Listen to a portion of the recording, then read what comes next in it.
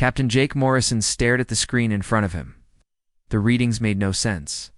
Something massive was moving toward his ship from deep space. It was bigger than anything he had ever seen before. "Lisa, what do you make of this?" we called. To Dr. Lisa Bennett, who was working at the science station. Dr. Bennett looked up from her instruments. Her face was pale. "Captain, this thing is huge. It's at least 5 miles long. It's not showing up on any of our databases." The bridge of the USE Defiance fell silent.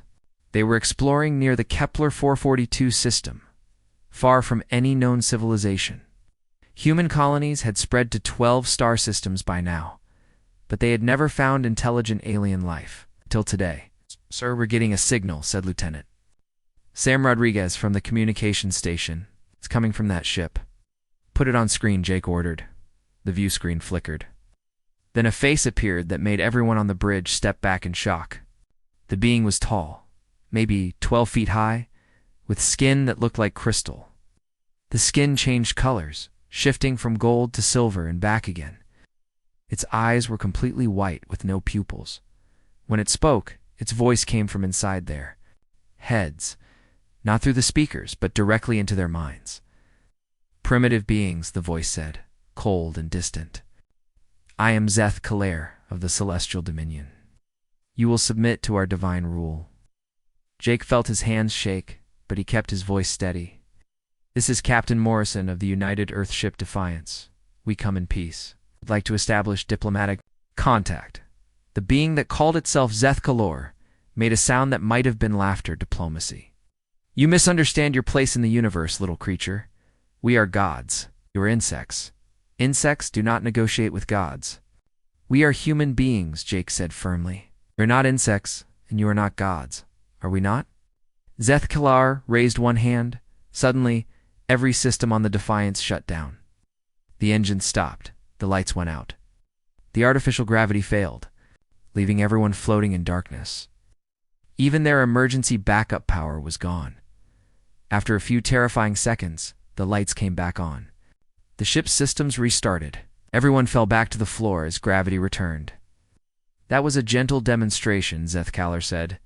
"We could have turned your ship into dust, could have stopped your hearts from beating. We are the Celestial Dominion, and we have come to claim what is ours." Dr. Bennett managed to find her voice. "What do you want from us? Worship? Service?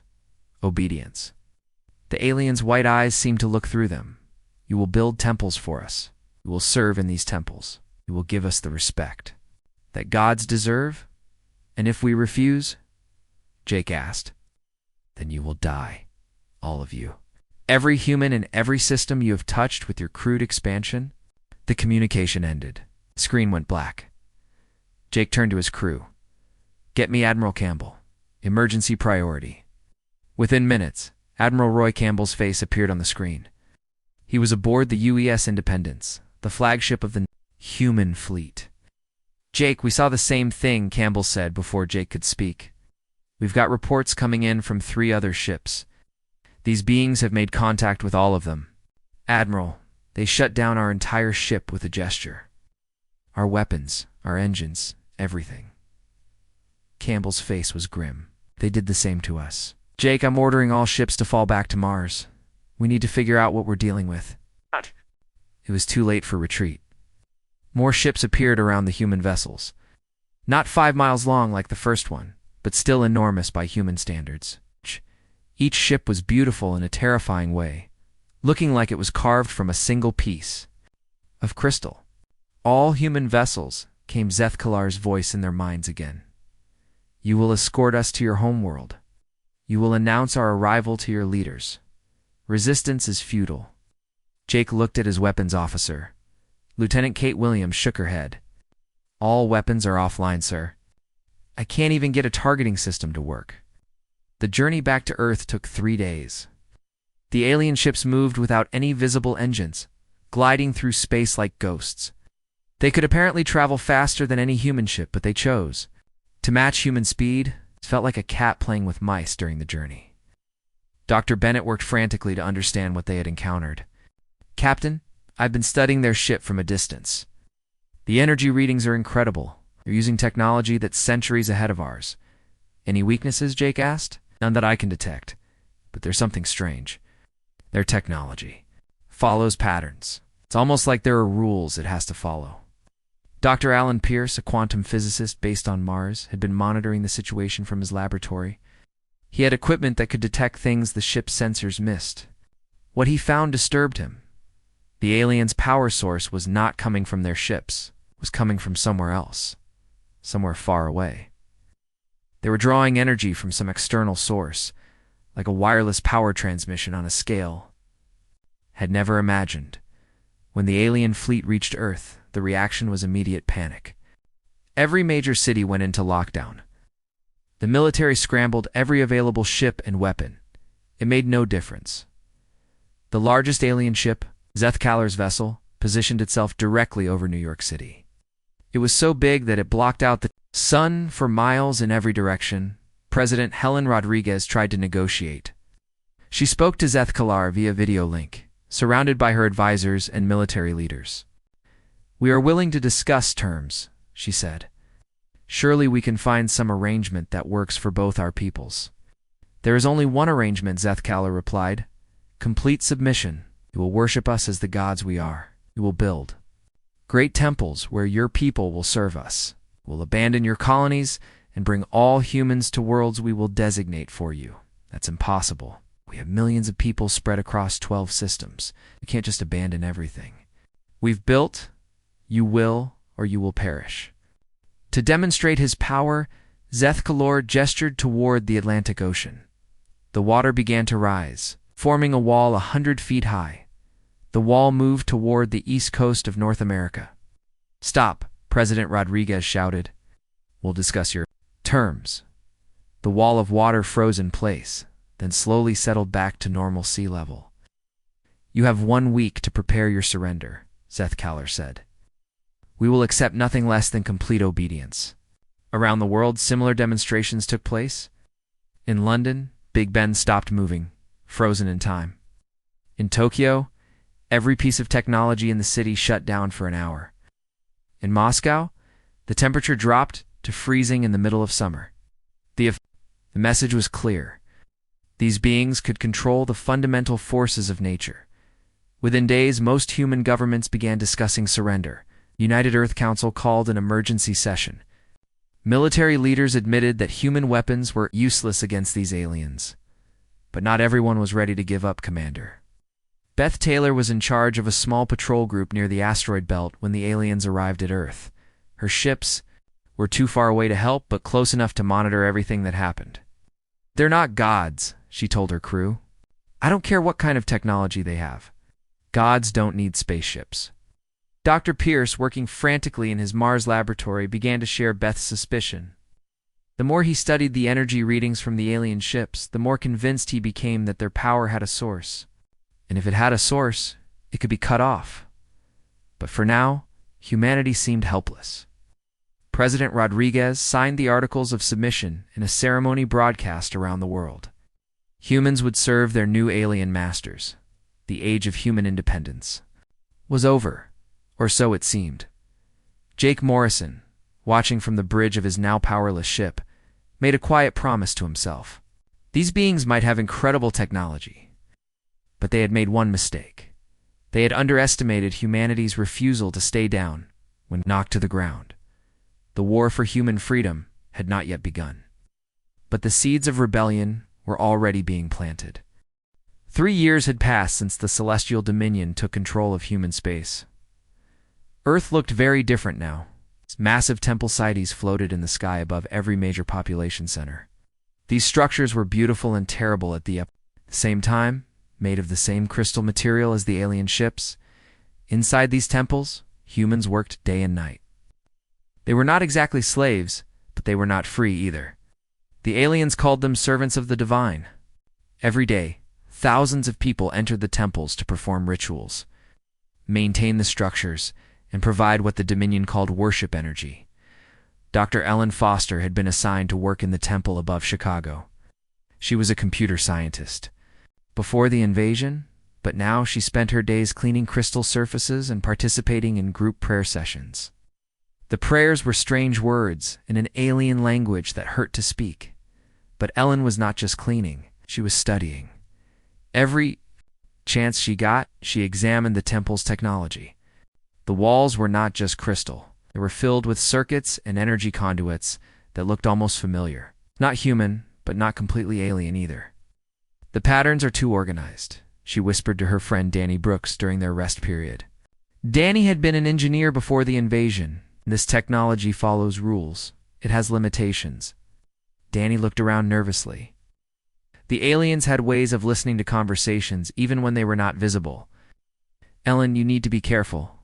People who ask too many questions disappear. She knew he was right, but she could not stop investigating. Something about the Dominion's technology felt wrong. It was too perfect, too controlled. Real alien technology should be completely beyond human understanding. But this was not. Commander Beth Taylor was hiding in an asteroid field near Jupiter. Her small group of ships had avoided capture by staying in deep space and moving constantly. They called themselves the Free Fleet, though they only had 12 ships left. We got another message from the underground, reported Lieutenant Sam Rodriguez. He was the same Sam who had been on the Defiance 3 years ago. Kate Williams has made contact with resistance groups on Earth and Mars. Beth looked at the message on her screen. Kate Williams had been a weapons officer before the invasion. Now she was organizing secret networks of humans who refused to accept Dominion rule. What's the news? Beth asked. She says the temples are not just for worship. They're taking something from people. Humans who work in the temples for long periods become different, quieter, less creative. It's like something is being drained out of them. Beth felt cold. Are they killing people? Not directly. But people who work in the temples for years become like empty shells.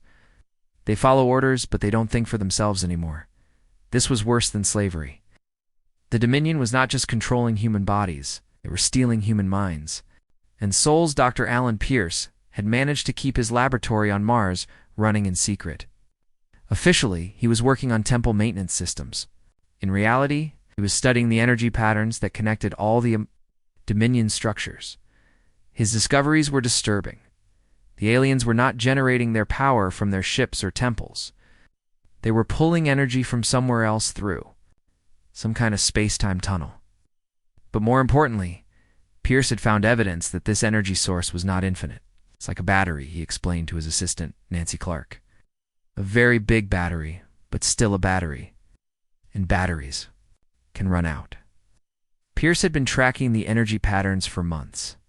The power levels were slowly decreasing. Whatever was powering the Dominion, it was getting weaker.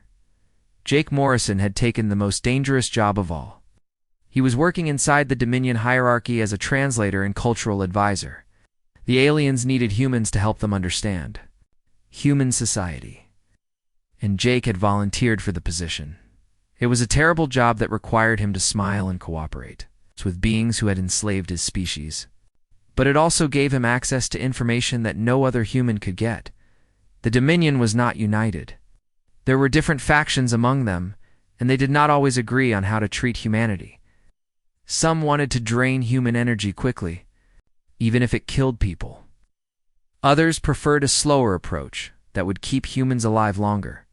But the most important thing, Jake learned, was that the Dominion was afraid of something. He overheard conversations between Zethkalar and other Dominion leaders. They spoke about running from some great danger, about finding safety in the past. They talked about home being destroyed and having no choice but to claim a new one. These were not conquerors, they were refugees. The revelation came when Jake C. was translating a technical manual from the Dominion language into human speech. The manual contained information about temporal mechanics and energy distribution. Most of it was beyond his understanding, but one section made him stop and read it again. The manual referred to Earth as the origin point. It talked about temporal displacement and returning to the source timeline. The word suggested that the Dominion had not come from another planet. They had come from another time. Meanwhile, Ellen Foster made her own breakthrough in the Chicago Temple. She had been examining a damaged section of wall when she found something incredible. Behind the crystal surface was a circuit board that looked almost human in design. Not exactly human, but close enough that she could understand how it worked. It was like looking at human technology that had been developed for thousands of years beyond current levels. "Danny, look at this," she whispered. Showing him a piece of the circuit she had carefully removed, Danny examined it with a small magnifying lens. His eyes widened. "Ellen, this isn't alien technology. It's human technology. Very advanced human technology. That's impossible. We've never developed anything like this." "Maybe we haven't developed it yet." The idea was crazy, but it made sense. The Dominion's technology was not completely alien because it was not alien at all. It was human technology from the future.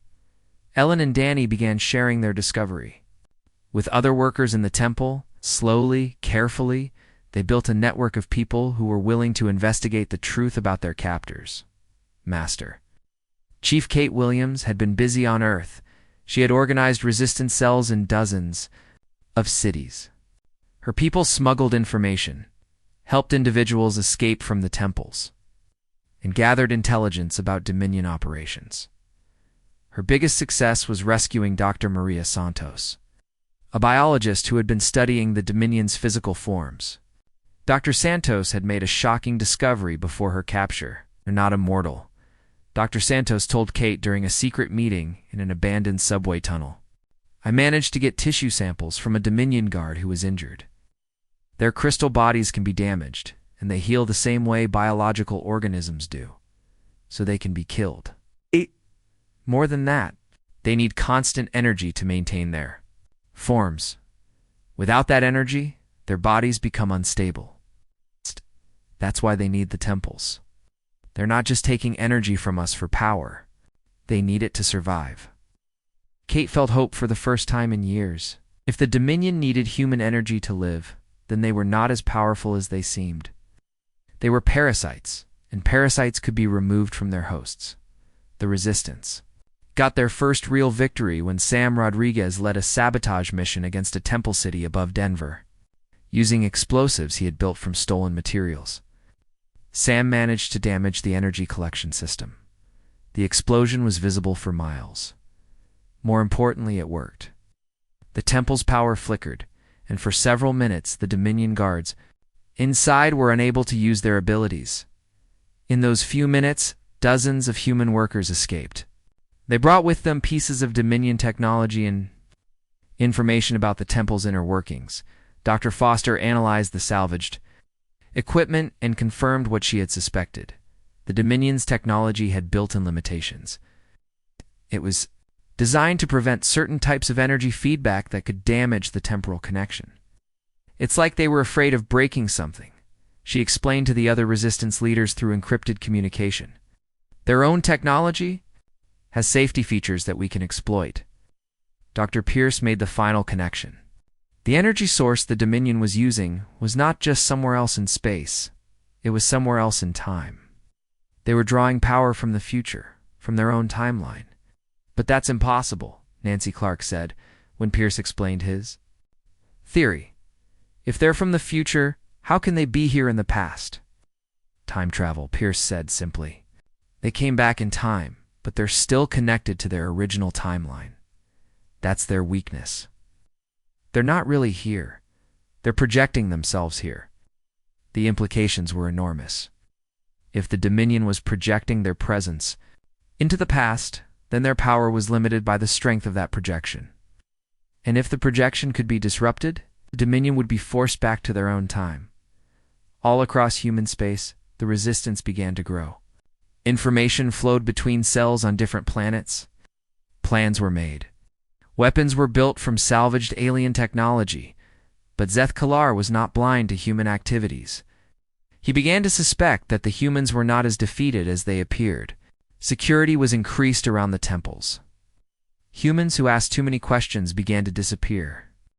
Dr. Alan Pierce had not slept in 2 days.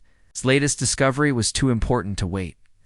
Hidden in his Mars laboratory, he stared at readings that changed everything humanity thought they knew about the Celestial Dominion. "Nancy, look at this," he called to his assistant.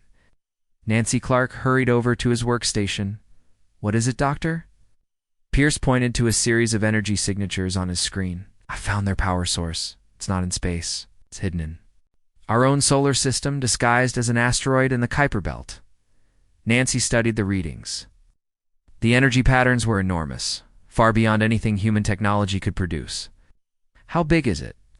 About the size of Ceres. It's been there the whole time, probably since before they arrived. This thing is what's keeping them alive and giving them their powers. But Pierce had found something even more disturbing. The energy source was not just powering the Dominion. It was also acting as some kind of anchor, keeping them stable in this time period. It's like a temporal lighthouse, he explained. Without it, they would be pulled back to their original timeline. But as long as it exists, they can stay here and maintain their abilities. Commander Beth Taylor received Pierce's data through the Resistance Network. She was hiding with her small fleet in an asteroid field near Saturn, but she immediately began planning a reconnaissance mission.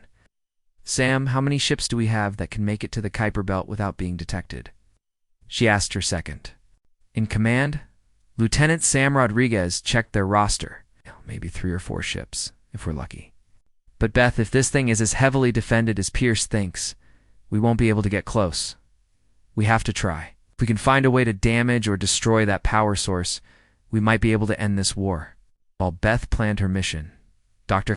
Ellen Foster was making her own breakthrough in the Chicago Temple. She had been secretly building a device using salvaged Dominion technology. It was designed to detect and analyze the quantum fields that the aliens used for their abilities. The device worked better than she had hoped. When she activated it during a prayer session, she could see the energy flowing through the temple like glowing rivers. But more importantly, she could see the patterns in that energy. "Danny, this is incredible," she whispered to her friend. "Their technology isn't magic. It's based on quantum field manipulation, just at a level we never thought possible." Brooks looked at the readings on Ellen's makeshift scanner. "Can we interfere with it?" "I think so. Look at these frequency patterns. They're very specific. If we could generate the right counter-frequency, we might be able to disrupt their abilities locally." Ellen began working on a new device, one that could generate quantum interference patterns, and it would take time and resources she did not have. But it was their first real chance to fight back against the Dominion's powers. Jake Morrison was having the worst day of his 3 years working for the Dominion. He had been called to translate a meeting between Zeth Kalar and several other Dominion leaders. What he heard made him sick with fear. "The harvest is proceeding too slowly," one of the aliens was saying. "At this rate, it will take decades to extract sufficient life energy from the human population." "Patience," Zeth Kalar replied. We cannot drain them too quickly or they will die before we can complete the process." "The refugees grow restless," another voice added. They want to know when they can leave the preservation chambers and take physical form again." Jake's blood turned cold. "Refugees? Preservation chambers?" He tried to stay calm and continue translating, but his mind was racing. "How many are still in preservation?" Zeth Kalar asked. "Nearly 1 million souls. They have been waiting 50,000. Years for a new home. They grow impatient." The meeting continued, but Jake could barely focus on translating. The Dominion was not just a few hundred powerful beings. There were millions of them, waiting to be brought back to life using human energy. After the meeting, Jake found a way to contact the Resistance Network. His message was brief but terrifying. There are millions more of them waiting. They plan to use all of humanity's life force to bring them back. Kate Williams received Jake's message while coordinating resistance activities on Earth. She immediately called an emergency meeting of cell leaders from around the planet. "We're not just fighting for our freedom anymore," she told them. "We're fighting for our survival. If they succeed in their plan, every human being will be drained of life to resurrect their dead." The Resistance Network exploded into activity. Information was shared between cells on Earth, Mars, Europa, and the outer colonies. Scientists, engineers, and soldiers began working together on plans that had seemed impossible just weeks before Dr. Foster completed her quantum interference device and tested it on a small Dominion guard in the Chicago Temple. The results were shocking. For several seconds, the guard's crystal skin became dull and lifeless. The being stumbled and fell, unable to maintain its floating movement. "It works," Ellen told the other resistance members. "You can neutralize their abilities, at least temporarily." But the guard recovered quickly, and began searching for the source of the interference. Ellen had to destroy her device to avoid detection, but she had proven that the Dominion's powers could be disrupted. Beth Taylor's reconnaissance mission to the Kuiper Belt launched with 4 small ships. They traveled in complete radio silence, using only passive sensors to avoid detection. What they found was beyond their worst fears. The temporal anchor was massive, a structure that dwarfed anything humans had ever built. It looked like a crystal city floating in space, with spires and bridges connecting hundreds of different sections. "Sam, are you seeing this?" Death whispered as they observed from a safe distance. "It's not just a power source," Sam replied, studying the sensor readings.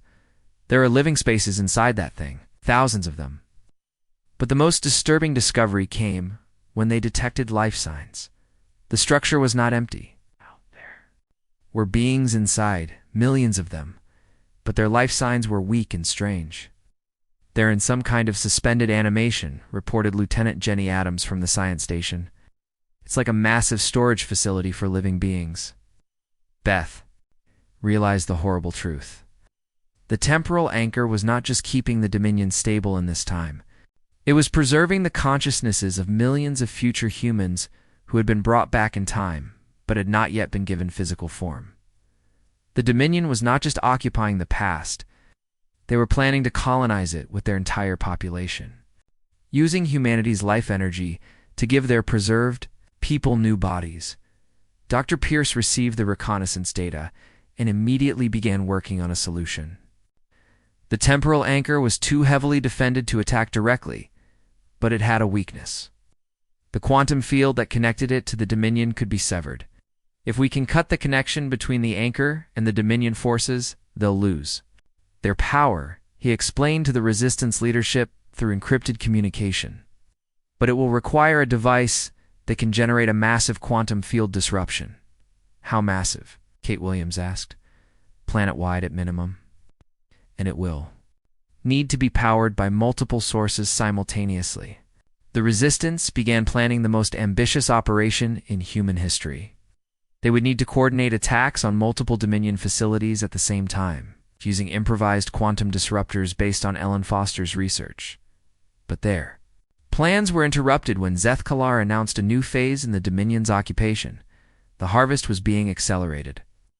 Humans would be required to spend 12 hours per day in the temples instead of 6. "They're getting desperate," Jake Morrison reported. "Something is forcing them to speed up their timeline." Dr. Pierce thought he knew what it was. His analysis of the temporal anchor's energy output showed fluctuations that were getting worse. Over time, the device was powerful, but it was not perfect. Maintaining a connection across 50,000 years of time was putting enormous strain on the system. "It's breaking down," he told Nancy Clark. "Not quickly, but steadily. They know they have a limited time to complete their plan before their connection to the future becomes unstable." This gave the Resistance a deadline. They could not stop the Dominion soon. All of humanity would be drained to resurrect millions of future humans. But if they waited too long, the temporal anchor might collapse on its own, possibly taking the Dominion with it, but also potentially causing unknown damage to the timeline itself. Kate Williams made the decision that would determine humanity's fate. "We attack in 1 week. Every cell, every ship, every Resistance fighter we have. We hit them everywhere at once." The message went out across human space through hidden networks and coded transmissions. The final battle for humanity's survival was about to begin. Ellen Foster worked frantically to complete new quantum disruptors for distribution to Resistance cells. Sam Rodriguez prepared explosives for simultaneous attacks on temple cities. Beth Taylor moved her fleet into position for the assault on the temporal anchor. But Jake Morrison brought disturbing news from inside the Dominion hierarchy. Zeth Kalar had discovered the Resistance activities, was planning a massive purge that would eliminate anyone suspected of rebellion. The war was about to begin. But the enemy knew they were coming. Humanity had one chance to prove that they could not be conquered by their own future. The war began at exactly midnight, Earth time. Across 12 star systems, the human Resistance struck at once, in Chicago. Ellen Foster activated her quantum disruptor inside the temple where she had worked for 3 years. The device sent invisible waves through the crystal structure, disrupting the energy patterns that gave the Dominion their power. The effect was immediate. Dominion guards who had been floating through the air suddenly crashed to the ground. Their crystal skin became dull and gray. For the first time in years, they looked mortal. "It's working," Ellen shouted to Danny Brooks and the other resistance fighters who had been waiting for her signal. "Their powers are down." The temple workers who had been forced to perform daily rituals turned on their former masters. They were not soldiers, but they were angry. 3 years of slavery had given them plenty of reasons to fight. Similar scenes played out in temple cities above New York, London, Tokyo, and Moscow. Dr. Foster's quantum disruptor designs had been shared with resistance cells worldwide. The technology was crude, but it worked. On Mars, Sam Rodriguez led a team of demolition experts against the main Dominion facility. His bombs were not ordinary explosives. They had been built using stolen alien technology and designed to disrupt the energy flow between the temples and the temporal anchor. "Remember, we need to hit all the power conduits at the same time," Sam told his team as they approached the target. "If even one of them stays active, they can restore power to the whole network." The explosions lit up the Martian sky. The Dominion facility, which had seemed indestructible for 3 years, began to crack and crumble as its energy systems failed. But the Dominion did not go down easily. Zethkaller appeared in person above the Earth temple cities. Even with his powers weakened by the quantum disruptors, he was still dangerous. He could not fly or stop time anymore, but he was 12 feet tall, incredibly strong, and very angry. "Insects." His voice boomed across the planet, no longer speaking directly into minds, but using ordinary sound amplification. "Ah, you dare to rebel against your gods?" He began personally hunting resistance fighters. In New York, he cornered Kate Williams and her team in an abandoned subway station. Kate barely escaped when the tunnel ceiling collapsed, but 2 of her best fighters were not so lucky. The resistance had expected casualties, but they had not expected the Dominion to adapt so quickly.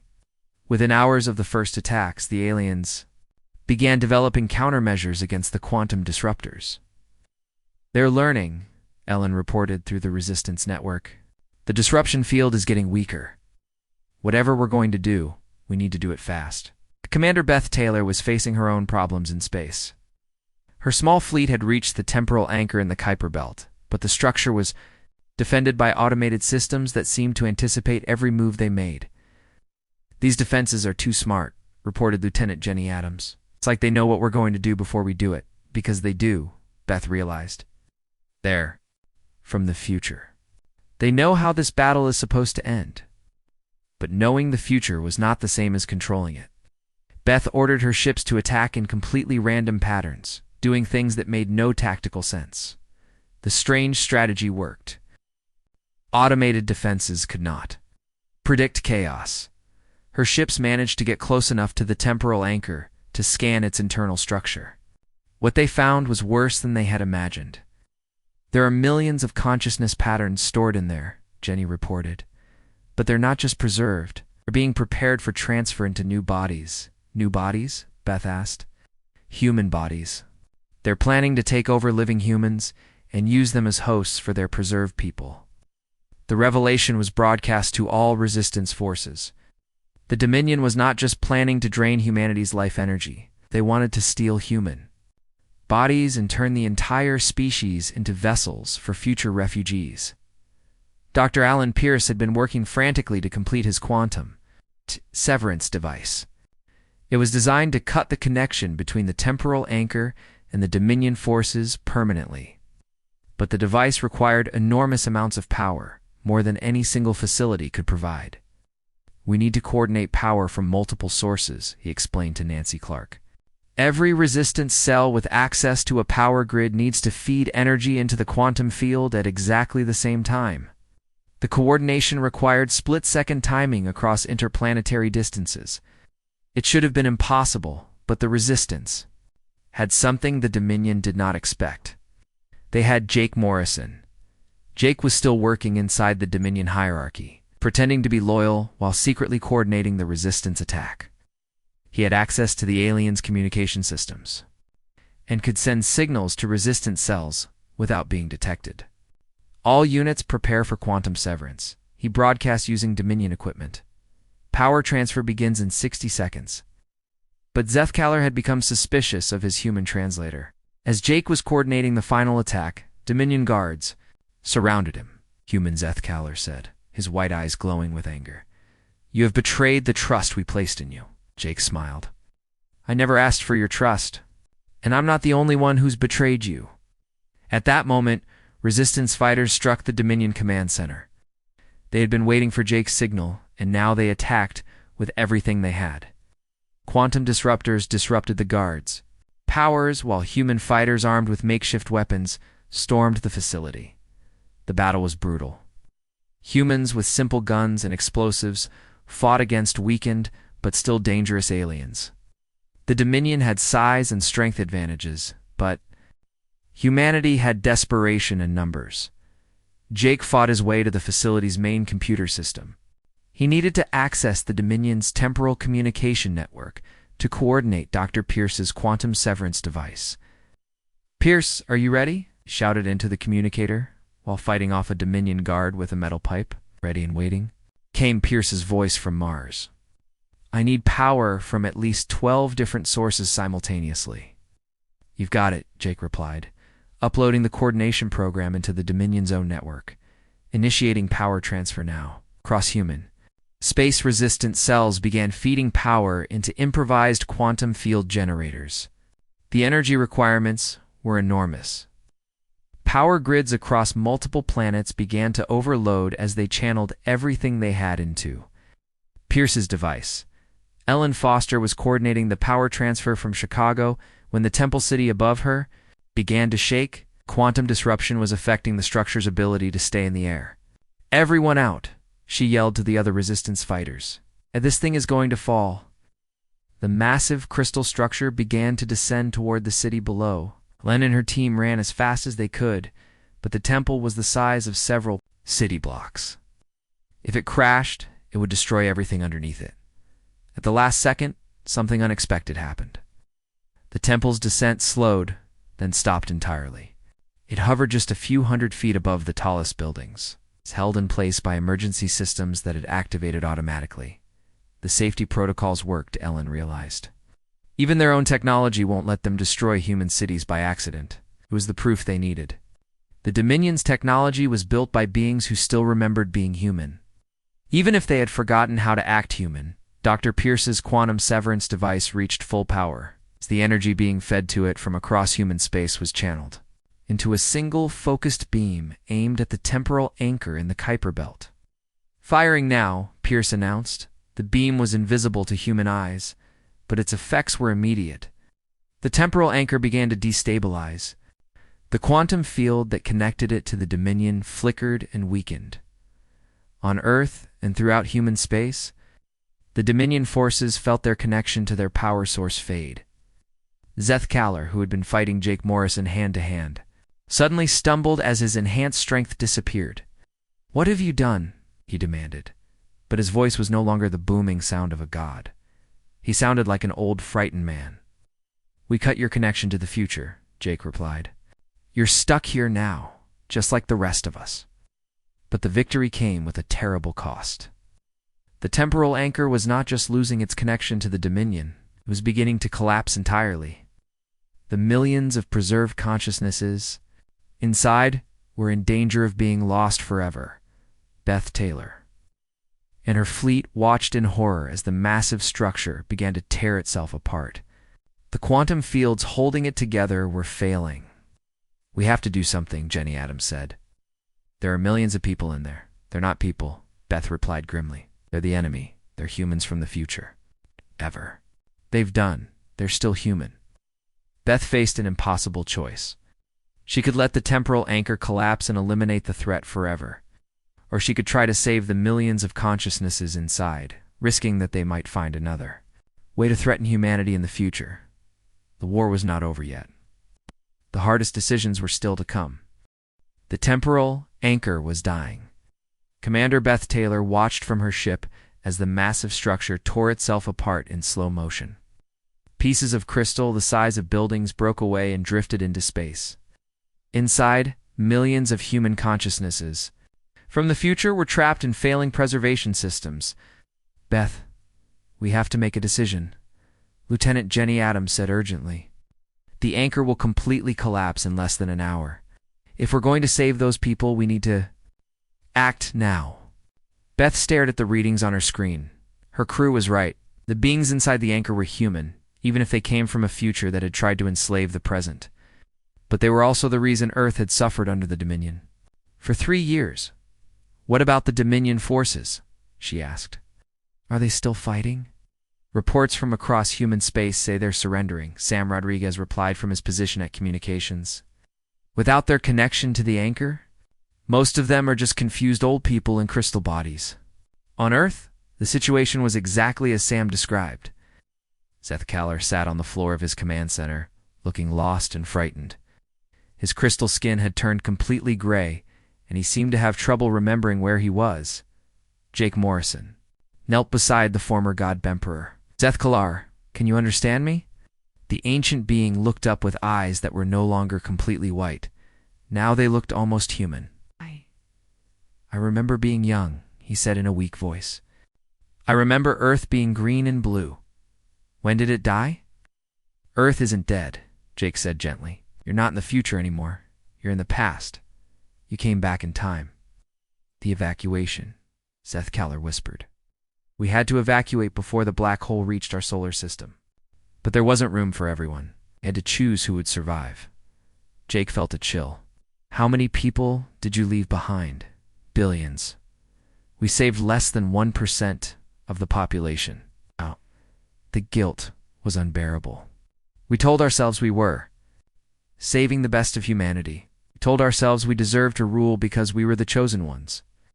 Across the planet, other Dominion leaders were having similar conversations with their human captors. The crystal beings who had seemed so powerful and alien were revealed to be broken, as traumatized refugees from a dead timeline. Dr. Alan Pierce received urgent communications from Beth Taylor's fleet in the Kuiper Belt. The temporal anchor was collapsing faster than expected. If they were going to save the preserved consciousnesses, they needed to act immediately. "I can stabilize the anchor temporarily," Pierce told the Resistance leadership through emergency communications. "But it will require enormous amounts of energy. We'll have to use every power source we have left." "Do it," came Kate Williams' voice from Earth. "We can't let millions of people die, even if they're from the future." "But where will we put them?" Ellen Foster asked from Chicago. "We can't give them all physical bodies. We don't have the technology or resources." Dr. Pierce had been thinking about that problem. "We don't need to give them bodies immediately. We can transfer them to computer storage systems. It won't be comfortable, but it will keep them alive while we figure out a long-term solution." The plan was desperate and dangerous. They would need to coordinate the largest data transfer in human history while keeping the temporal anchor stable. Long enough to complete the process, Beth Taylor made the decision for her fleet. "We're going in, Jenny. Prepare boarding teams. We're going to dock with that thing and help coordinate the evacuation. That structure is falling apart." Sam warned. "If we get too close, we could be destroyed when it collapses. Then we better work fast." The next few hours were the most intense of the war. Beth's ships docked with the temporal anchor, while Pierce's team worked to stabilize its failing systems. Inside the structure, human boarding teams found row after row of preservation chambers, each containing the consciousness of a person from 50,000 years in the future. The chambers were failing one by one. Some consciousnesses had already been lost, their patterns dissolving into quantum static. But millions more could still be saved. Ellen Foster coordinated the data transfer from her position in Chicago. Using a network of computers across human space, she began downloading the consciousness patterns and storing them in digital format. "It's working," she reported. "But we're running out of storage space. These patterns are incredibly complex." Jake Morrison had a solution. He accessed the Dominion's own computer systems, which had massive storage capacity designed for exactly this kind of data. Use their own equipment, he suggested. Turn their technology against them to save their people. Irony was not lost on anyone. The same systems the Dominion had used to control humanity were now being used to preserve the lives of future humans. As the transfer continued, the boarding teams inside the anchor made disturbing discoveries. The preserved consciousnesses were not all Dominion leaders. Most of them were ordinary people who had been chosen for evacuation simply because they had the money or connections to buy their way onto the rescue ships. These aren't gods, reported Lieutenant Danny Brooks, who was leading one of the boarding teams. They're just scared refugees who made terrible choices. The revelation changed everything. The resistance was not fighting against divine beings or even evil conquerors. They were fighting against humans who had been traumatized by the destruction of their world and had lost their way in the process. Zeeth Kalor confirmed this when Jake interviewed him further. We were supposed to find an empty planet to colonize, the former leader admitted. But when we arrived in the past, we found Earth full of our own ancestors, told ourselves we had the right to rule them because we were more advanced. But really, we were just afraid. Afraid of what? Afraid that if we admitted we were refugees, you would reject us? Afraid that there wasn't room for all of us in this timeline? Afraid that we had made a mistake coming back at all? The temporal anchor finally collapsed completely, but not before the consciousness transfer was finished. Nearly 2 million human minds from the future had been saved and stored in computer systems. Across human space, President Helen Rodriguez, who had been forced to sign humanity's surrender 3 years earlier, now faced a very different choice. What should be done with these digital refugees? They enslaved us, argued some government officials. They stole 3 years of human freedom and drained energy from millions of people. They should be deleted. They're still human, countered others. Whatever they did, we can't commit genocide against our own species. Out. Dr. Foster proposed a middle path. We give them a choice. They can remain in digital storage indefinitely. They can accept new physical bodies, with the understanding that they will live as ordinary citizens. No special privileges, no claims to divine authority, just people trying to build new lives. The debate raged for weeks. Some future humans chose to remain in digital storage, afraid to face physical existence after millennia of preserved consciousness. Others begged for the chance to live again, promising to make amends for what the Dominion had done. Zeeth Kalor was among those who chose to accept a new physical body. When he emerged from the medical facility where his consciousness had been, implanted into a cloned human form, he looked like an ordinary elderly man. "I'm sorry," was the first thing he said to Jake Morrison. "I'm sorry for what we did to your people. We lost ourselves somewhere between saving our civilization and ruling yours." Jake studied the old man's face. Without his crystal skin and glowing eyes, Zeeth Kalor looked fragile and very human. "What will you do now? Try to learn how to be human again? Try to make up for the harm we caused? It won't be easy after 50,000 years of thinking we were gods." The integration process was difficult for everyone. Some future humans adapted well to life in the present, using their advanced knowledge to help solve problems and improve technology. Others struggled with the guilt of what they had done or the trauma of losing everything they had known. Dr. Pierce made one final discovery that changed humanity's perspective on the entire situation. In the temporal anchor's data banks, he found detailed information about the black hole that had destroyed the future Earth. "It's not inevitable," he announced to the world. "With the knowledge we've gained from the future humans, we can prevent the disaster that destroyed their timeline.